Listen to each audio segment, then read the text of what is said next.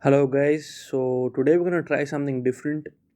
So, I've come up with this idea to begin a new podcast series which will not really which won't substitute the kind of existing videos that I already make, which are done according to like a proper scheme, a proper script, and they have a certain visual flair to them. So there's not going to be much editing involved in this podcast series, and this is going to be pretty much unscripted, unfiltered opinions that I want to share. So, to begin with, as many of you might have followed in the past week or so, there was this kind of there was this kind of huge controversy which broke out regarding the subject of caste on Indian right wing Twitter. So there were a lot of prominent people involved, but it kind of started off uh, in a discussion. I forgot who the other person was, but between that person and Ashish Dhar, and then I think later on Harsh Madhusudan got involved, and yeah, basically it kind of devolved into name calling at that stage when Ashish was basically referred to as a quote unquote rank casteist.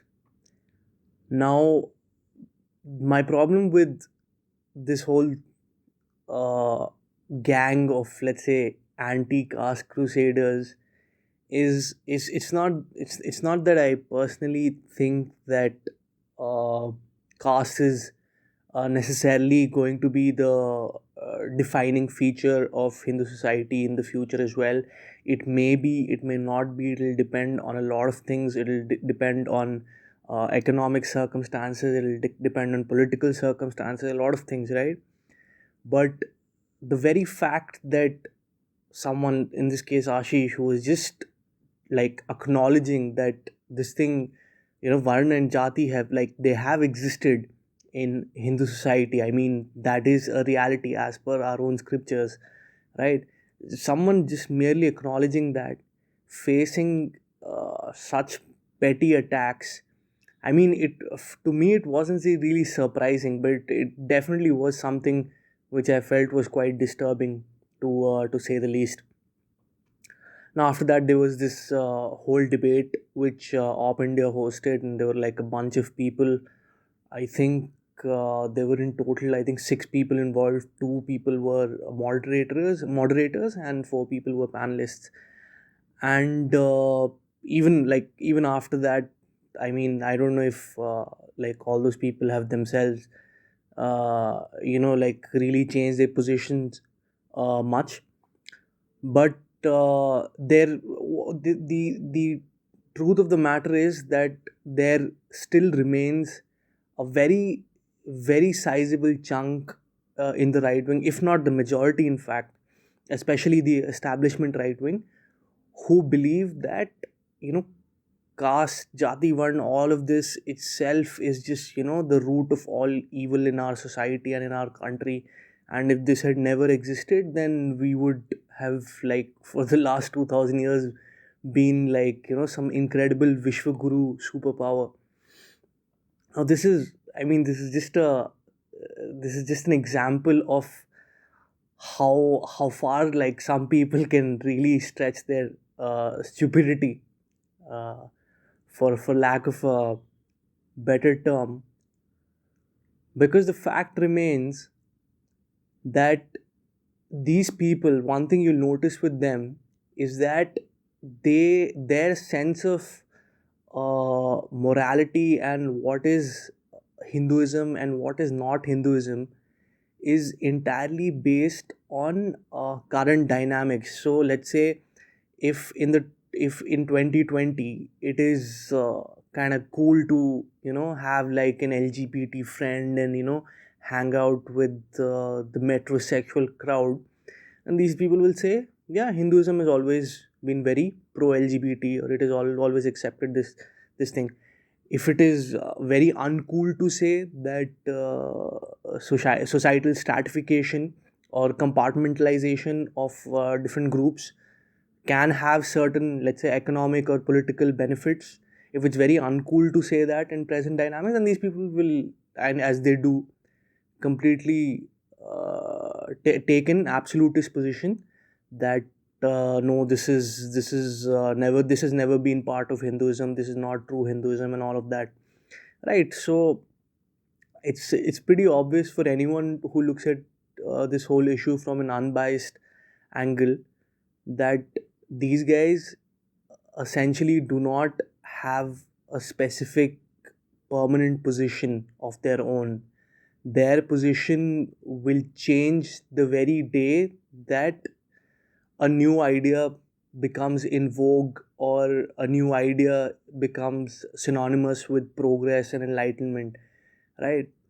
And a lot of people like that in the establishment, right wing, as well as who people call, the JNU cabal, and all of those left wing nuts, obviously. But anyways, I mean, like, my word of advice to people would, in this case, be that even though caste might be an institution which is being eroded day by day, for better or for worse. I don't take like a very strong position in terms of the reality of what is happening, right? The fact remains that there are a lot of vested interests in our country, a lot of people behind, a lot of people who get, let's say, vote banks together, who have a very strong interest in keeping this caste conundrum and this entire victim narrative brewing. And they'll keep on brewing it, keep on brewing it, keep on brewing it till they're able to, like, as long as they can keep extracting resources out of a certain section of the population, and pocketing some of that, redistributing some of that, and winning elections on the basis of that. That's basically more or less how it goes, right? So these people are all these people. I don't really foresee how the situation is going to end.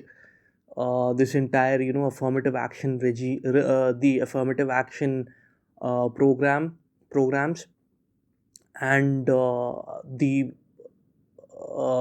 how the whole political apparatus has kind of become joined to this caste vote bank political thing.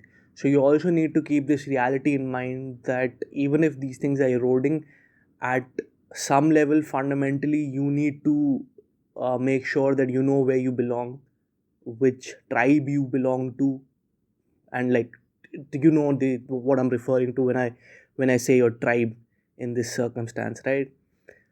You know who your people are, basically, right? Like, that particular subgroup where you can trust people, and which is going to stand up to you if, let's say, the institutions of the state do not, or if other groupings try to target you, that there will be a group which will defend you. So you need to make sure that you have good relations with that group. Yeah, and yeah, moving onwards. So another thing, and this is something that I previously tweeted about as well, was that we talk about problems a lot, but and I mean, like, of course, people do talk about solutions, but it's generally not in a systematic way. And I kind of had this idea to just basically, in like a couple of lines, summarize the main direction in which we need to move to revitalize our civilization, our culture. Right. So there were three initial points which I came up with. First was that we need a sort of cultural revival, a cultural revitalization, whereby we popularize our the ideas in our scriptures, we popularize our traditions, we make people aware of their heritage, and get them to, practice more and more of their traditional beliefs in their daily lives. That was one. And of course, within this category, there's obviously propagating these ideas through right wing media or new right media or whatever.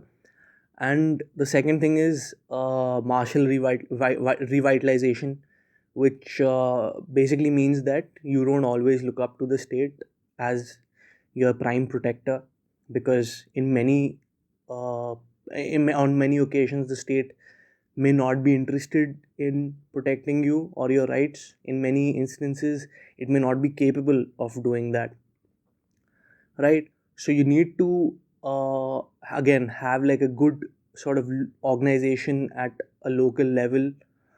You need to personally keep fit, keep healthy, maybe train in a martial art or something if you can, and basically know how to stand up for yourself, defend yourself if you come across a situation where someone is trying to you know push his luck against you, try and take undue advantage of you or something like that.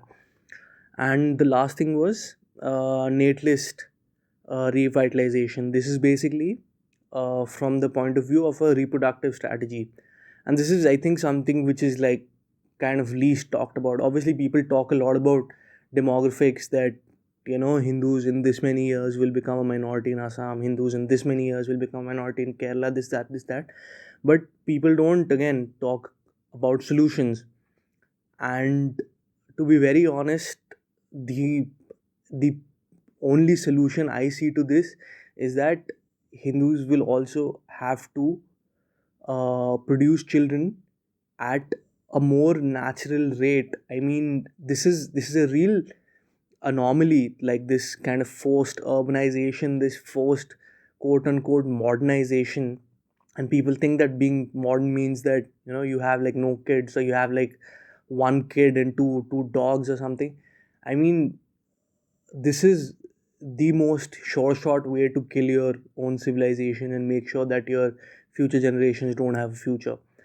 So people really need to start reading up on what their religion, what Hindu texts, what dharma shastras, and what a lot of other traditional Hindu literature, sorry, a lot of traditional Hindu scriptures say about family formation, say about controversial subjects like abortion, uh, whether life begins at conception or not, or how many months into it, etc., etc. How many, like, why are children ideal? What role do they play in your in your different stages of life, etc., etc.? Like, all these answers already exist from a Hindu point of view.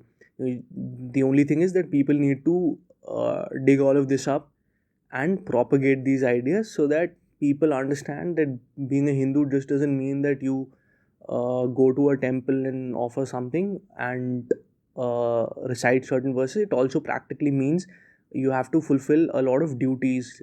Let's say if you are getting married, then you have some duties towards your spouse and having kids, and like, uh, you also, in a wider sense, I guess you could say, you also need to understand that you have a duty to your civilization, your society, to have as many children as is required for you to not be overcome by foreign tribes or foreign peoples, right? Because if you're having like zero kids or one kid, that's what is eventually going to happen. So you need to make sure that you have like a large family, and once a lot of people start doing that, then these trends will themselves reverse.